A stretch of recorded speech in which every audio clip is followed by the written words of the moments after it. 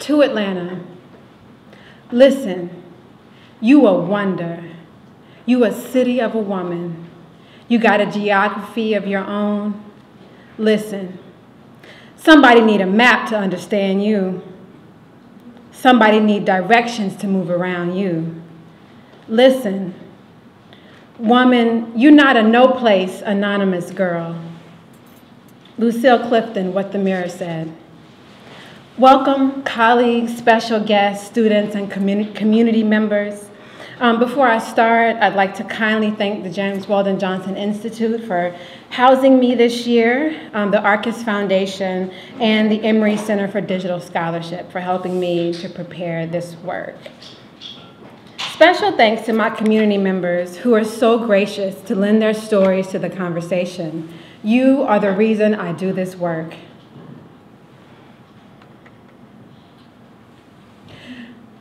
I wish to offer a new lecture title to my listeners, one that will ground my work in the queer place of the city. I offer a name that invites the images of night strolls on Peachtree, my sister's room in East Atlanta on a balmy weekend, and Sunday morning brunch in Midtown before a walk through Piedmont Park. So I want to invite you to look at this satirical article published on tmzbreaking.com. From what I understand, no relation to TMZ. So in the photo, which is obviously not Atlanta because there's sand, a group of 3 friends figure prominently in the frame in carefully chosen matching outfits. They walk in the sand toward the camera. Their formation and movement seem to be carefully selected, planned like the color scheme of the day. The person in the front looks to their right, laughing and talking to someone outside of the shot. A masculine presenting person in orange notices their presence and, holding their pants at the waist, stands wide-legged, observing their movement. This, we can assume, is a Black queer gathering at the shoreline, a designated place and time away from the heteronormative gaze. This moment in the counterpublic, created by the subaltern selves in what I imagine is a southern beach town, is meant for celebration of Black queerness and collective joy. The photo ended up in the beginning of a story on a disreputable website, a symbol of ridicule. Atlanta, Georgia has been known for its population of homosexual African-American men for the past few years, but until recently, this popular opinion was simply a stereotype. Following the release of Dr. Satan's White Van, Tommy Wiseau's latest movie, taking place in Atlanta, Georgia State University students began a study assessing the sexuality of the male population of the city with surprising results. So this image of Black queer folks in brightly colored bodysuits also required choreographic imagination and prior outfit planning. Their posing bodies remind the viewer of queer cheerleaders in position for the perfect shot. They hold their stances for the camera and glare with satisfaction for having achieved the feat. Their brightly colored clothing provides a contrast to the beige paint behind them. They stand out from their surroundings, and they exude a confidence that we can assume they had to fight to embody. The image is carefully styled with Black queer genius, but here again, they are presented as a joke.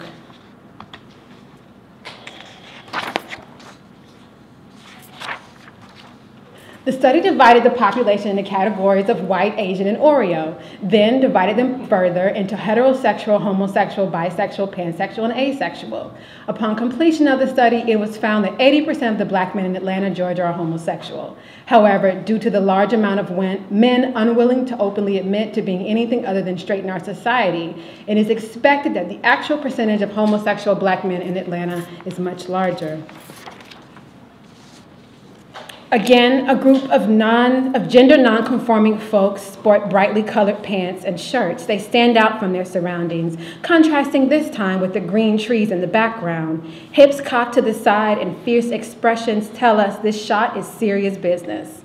Each of the subjects has their own unique style. Like the other photos, we cannot tell where this photo was taken. While it could be a Sunday key in Piedmont Park, this could have been taken anywhere that Black queer folks gather, create space, and designate place of their own.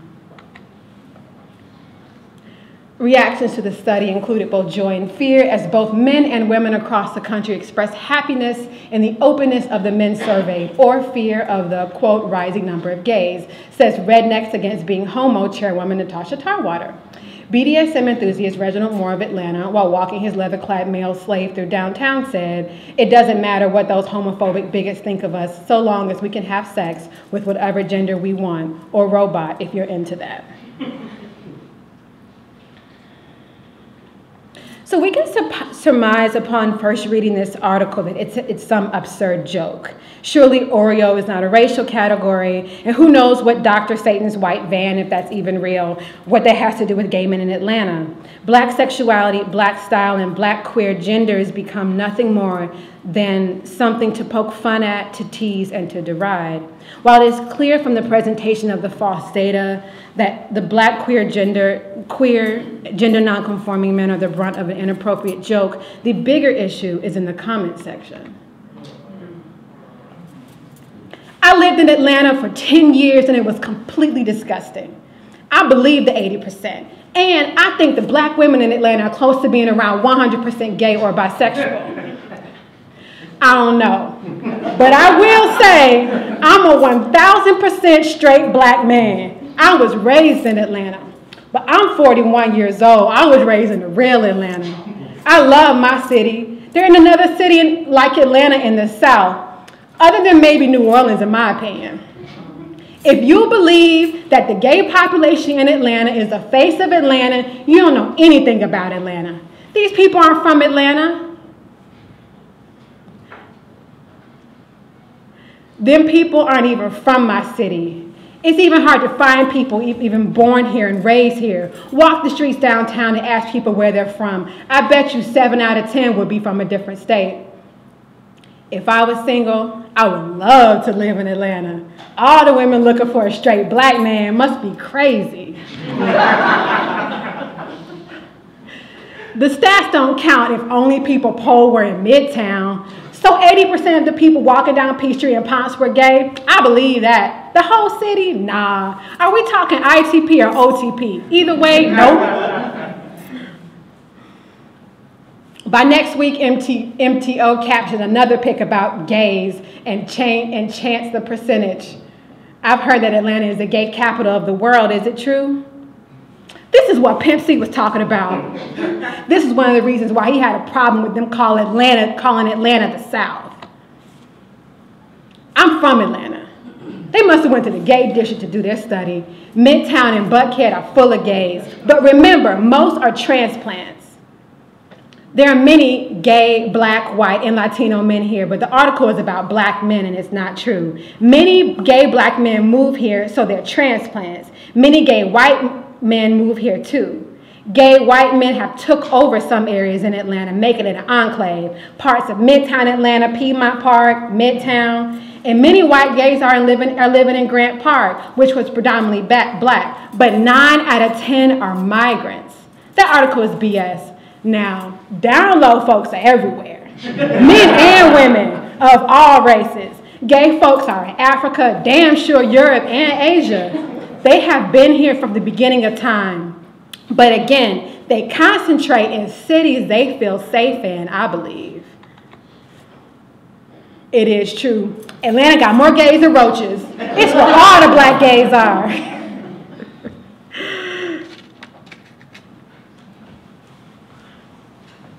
So first, let me go back, hold on. So first I want to offer some grounding assumptions, or what I'm calling place markers. So first, there's assumption that queer folks in the city are transplants or not from here. This line of thinking erases those black, queer, and trans people who were born and raised in the city. Those of us who grew up in Atlanta who were just as much a part of the city's geographies and histories as the rolling hills, civil rights landmarks, and state government buildings. Much like popular discourses that erase the histories of black communities in the city's center, black, queer, and trans Atlanta natives are left out of the framework of the real Atlanta. The reality is we have been here, are still here, and are still building community and landscapes that support who we are. Second, we see from the comments that there are areas in the city assumed to be where the gays hang out. Though these areas are not as substantial as New York or Philadelphia, they are signified in collective discourse as gay places. These places, like many renderings of gay Atlanta histories, often cater to white gay male communities. Blake's in Midtown about 2 years ago issued a new dress code with these obvious racist underpinnings. So namely, they forbade baggy pants, hoodies, sunglasses, and big chains. So while the establishment claimed they wanted to be able to identify their patrons, that's why they didn't want hoodies and stuff, the community outrage inspired an apology from the establishment. So third, the last comment stands out because it calls attention to the Black queer geographies in Atlanta. The commentator didn't know how his words point to a larger truth about the city. Yes, Atlanta is where not all, but many Black gays are. The city has a long-standing history as a southern hub for Black, queer, and trans migration. Community members have moved to Atlanta, set up networks, and built places of home in the city named Too Busy to Hate.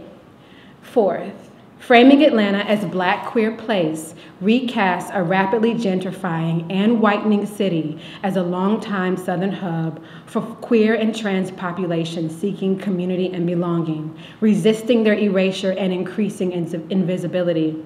Black, queer, and trans Atlantans have historically had less access to resources and wealth than their white counterparts. As the city expands its higher income housing, community members like other middle and working class Black Atlantans have moved out of the city and into suburbs or to the city's south and west sides.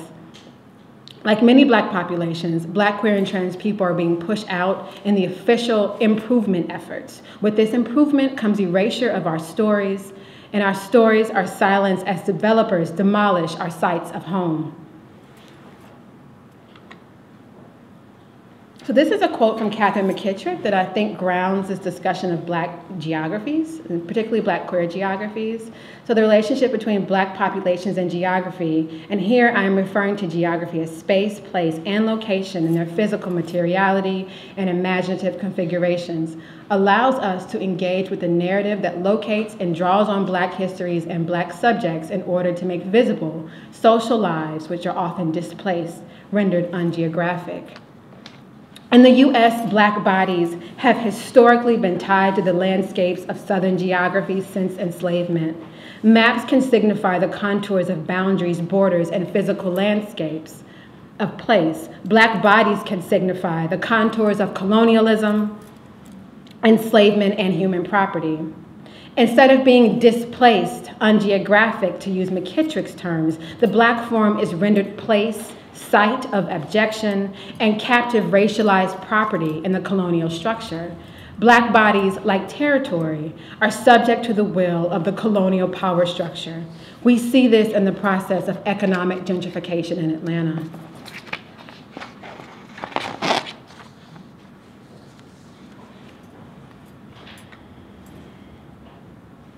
So what does it mean to frame Atlanta as a Black queer place? So first, the sites of community gathering and social change become a part of the city's histories and legacies. In the Life Atlanta, which started Gay Pride, Zami Nobla, the National Organization on Black Lesbians Aging, Counter-Narrative Project, African American Gay and Lesbian Alliance, ALGA, Olympics Out of Cobb, La Gender, and Solutions Not Punishment Coalition are just as celebrated as other Atlanta-based institutions. Next, Atlanta is not just where all the gays are, but a site for queer and trans movement building. The influence of Black, queer, and trans-run organizations shape the geographies of the city and the rules that govern its landscapes. The conversation is shifted from a static vision of Black bodies merely blending in with the city's geographies. They are working for change, influencing lawmakers, and shifting the ways Atlantans view those who are non-normative. Thinking through place allows us to form new geographies of home and re-envision new homecomings. Home is often complicated for queer and trans folks. Many of us are disavowed, disowned, and removed from the homes of our childhoods because of our identities. For many of Atlanta's community members, the city has had to become the place they call home. For those seeking space to be themselves, vying for kinship outside of one's blood relatives, and committed to community building, Atlanta becomes home. Atlanta welcomes us and offers us a place to live as our full selves. Especially for Southerners, Atlanta has become the new familiar, the home away from home for those who could never go home again. Black Queer Place centers the subaltern communities, actively designing the counterpublic and alternative geographies. So to quote Jack Halberstam, queer space refers to the placemaking practices within postmodernism in which queer people engage, and it also describes the new understandings of space enabled by the production of queer counterpublics, end quote.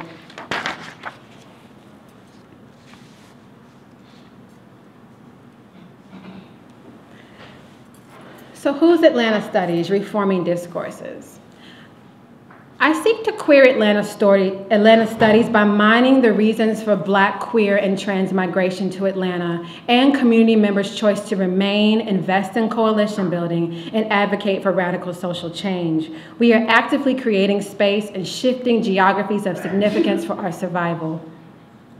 So the publicized title of my talk, Who's Atlanta Studies, echoes the name of a groundbreaking conference that took place at Emory in 2014. I served as the assistant program director under Charles Stevens, a fellow Atlanta resident, dear friend, Atlanta native, dear friend, activist, and conversation partner. Like Whose Beloved Community, I see this project as a disruption in the conversation, an interventionist approach to the current popular and academic discourse that surrounds Atlanta. With this work, I seek to expand the conversation by offering a counter/supplementary narrative to the budding field of Atlanta studies. So here I want to ground myself in the work. Excuse me. As you can see, I'm saying that my work offers a counter-narrative or expansion to the masculinist discourse that centers Atlanta as a breeding ground for launching Black political careers, a hub of robust capitalist economic enterprise, and a site for Black middle-class respectability. And myself, I am a daughter of the city. I was born on Boulevard at Georgia Baptist, now Atlanta Medical, educated in Atlanta public schools, and also in two of the city's elite educational institutions. And I'm married to somebody with a very similar story. I'm the child of someone who has been invested in Atlanta politics for as long as I can remember. And I was groomed, like many other Black girls in the city, within this complicated, at times stifling sinews of Black heteronormative middle-class respectability. For decades, my family has been part of the Atlanta economic machine. So by reshaping this narrative with the Black queer feminist framework, new elements emerge and counter-narrate common academic and popular notions of Atlanta. So first, the city becomes a place to come to, not a place to launch from, to continue social and political ventures in other parts of the country. Atlanta is reframed as place and becomes a site to house its own communities, establish its own networks of care and kinship, and allow people to center and ground their work in the city. Atlanta does not have to just be where we come to get educated, but also can be the place where one firmly establishes roots and invests in social and political change. Second, Atlanta becomes a site of transorganizational coalition work and community building, challenging this individualistic nature of capitalism and neoliberalism. Atlanta is a southern city of hustling and grinding. It's not uncommon to hear of people seeking to move to the city to start a new business or to grow one. Atlanta is also a city that epitomizes the who you know narrative. In my research, I heard of multiple organizations and groups that overlap, help each other grow, and work together for a common outcome. Coalitional work is key. Third, I maintain that historiographical rendering of Atlanta is incomplete without the acknowledgement of its queer and trans subjectivities. Highlighting the stories that are too often silenced or erased can reframe the histories of the city and shift the discourse. A Black feminist framework emphasizes the importance of subjective knowledge in the data collection process. There's radical potential in privileging and centering Black, queer, and trans narratives. Oftentimes, scholarship is rooted in Western hegemony and approaches marginalized communities with a linear top-down process of knowledge creation. In a Black feminist framework, subjective knowledge and firsthand experiences emerge from the standpoint of the community's realities. These subjectivities are the truths I hope I continue to uncover.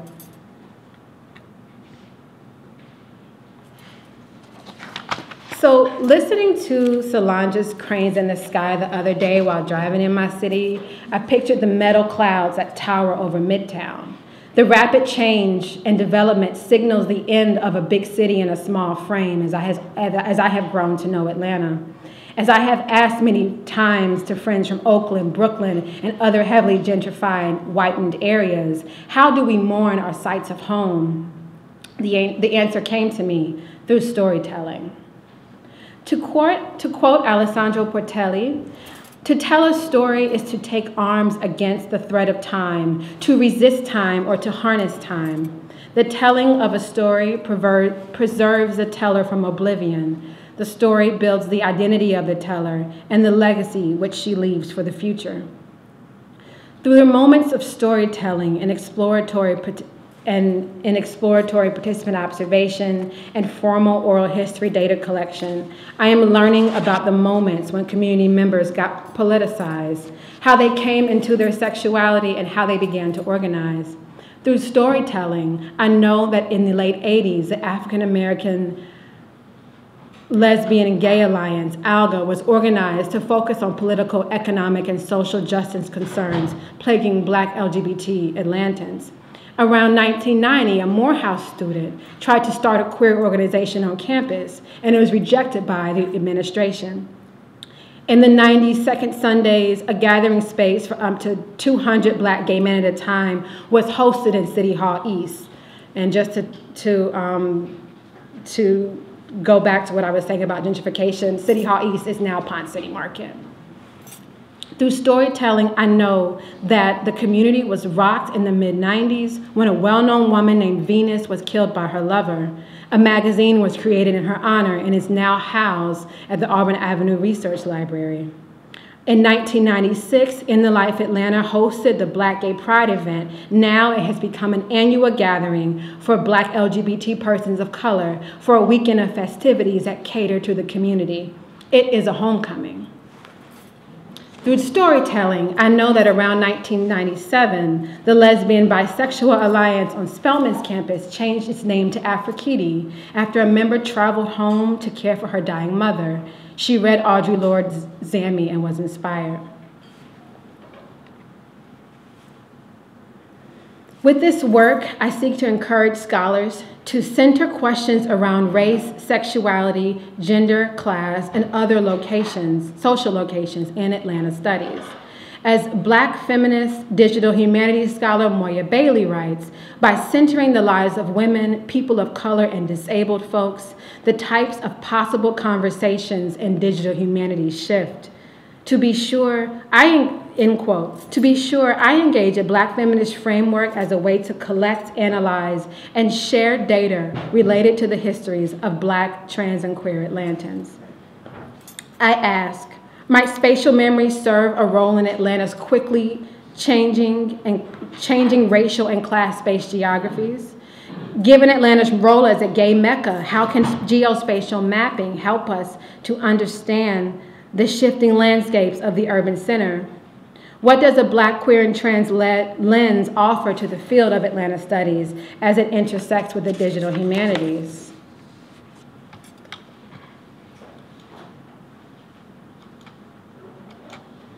It's not working. What?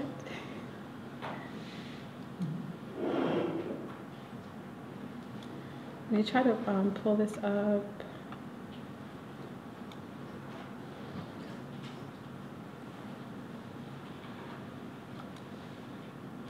I don't know why it's not opening. Just give me 1 second. I'll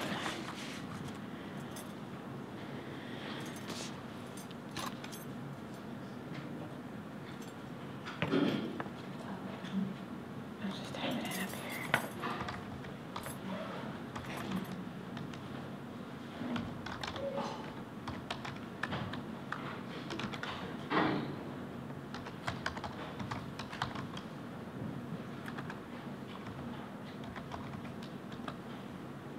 Okay, so this is a digital humanities project that I'm working on right now, and I'm literally kind of mapping the queer and trans sites in Atlanta.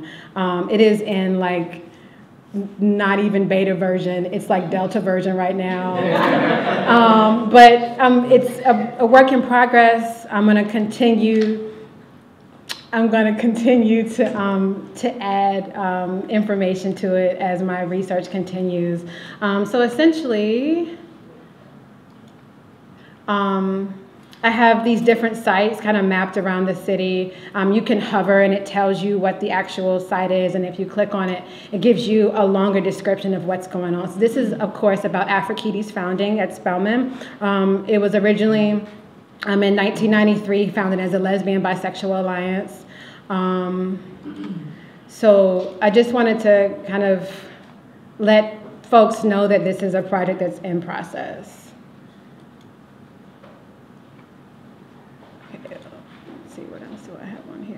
So I also have the beginning of the printing of Venus magazine here. It's actually housed right now at Auburn Avenue Research Library, so that's where I have it located.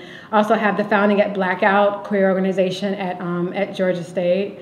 Also the founding of Safe Spaces on here and a couple more sites. I also have When Tracks, which is a event-based and social organization, was started, when and where. So. And it's also, it's color-coded by type of event or type of place. So that is my digital humanities portion that I'm working on. Okay.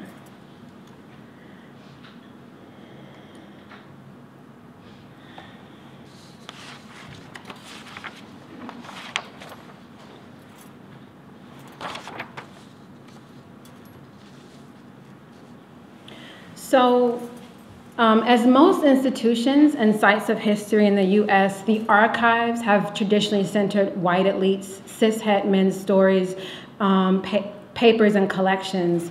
And projects like this one broaden and enhance the archives in Atlanta by centering the living histories of Black, queer, and trans communities. There are a few special collections that focus on the lives of Black peoples just overall, and I hope that this one inspires a floodgate of the collections of Black, queer, and trans papers and collections.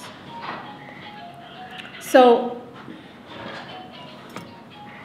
I am living in and through this work. I'm embedded in the community and love and commune with my informants because they are also my friends. As it continues to take shape, I let it grow and take on new life. Mapping our geographies is crucial in a city that profits on our erasure. We can be sure that once buildings are condemned, mysteriously catch on fire, or are torn down in improvement efforts, someone else will profit. The preservation of our stories speak to our value as capitalist enterprise tells us otherwise. This work is an investment in ourselves. Also, intergenerational storytelling is central to a Black queer feminist framework. The power of intergenerational storytelling remains the foundation of this work. When we sit to talk about our histories, I would never have known the organizing that preceded Atlanta's current social justice work and the joys and tragedies we don't see in the AJC. We become immortal. We become legendary. Thank you.